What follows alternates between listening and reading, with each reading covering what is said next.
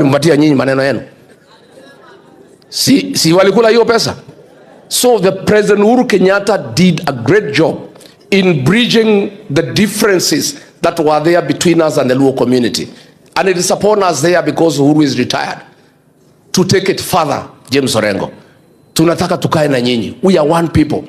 Na sisi hatuna ungovi na mtu yeyote. Finally niseme hii uchaguzi inakuja itakuwa kama ya 202. It will be a 202 moment.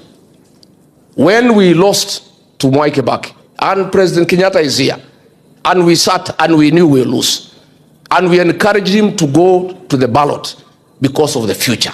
Ajitengenezee jina.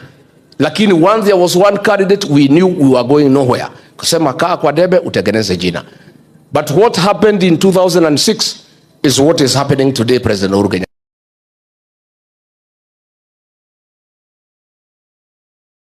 When we realize the one against one, you shaved the presidential seat and backed Mwai Kibaki.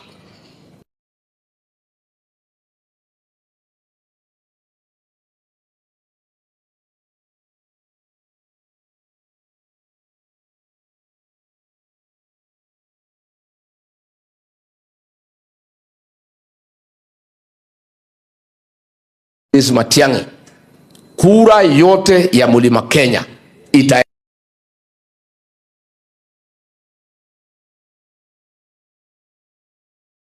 kura yetu yote itaenda kwake as one.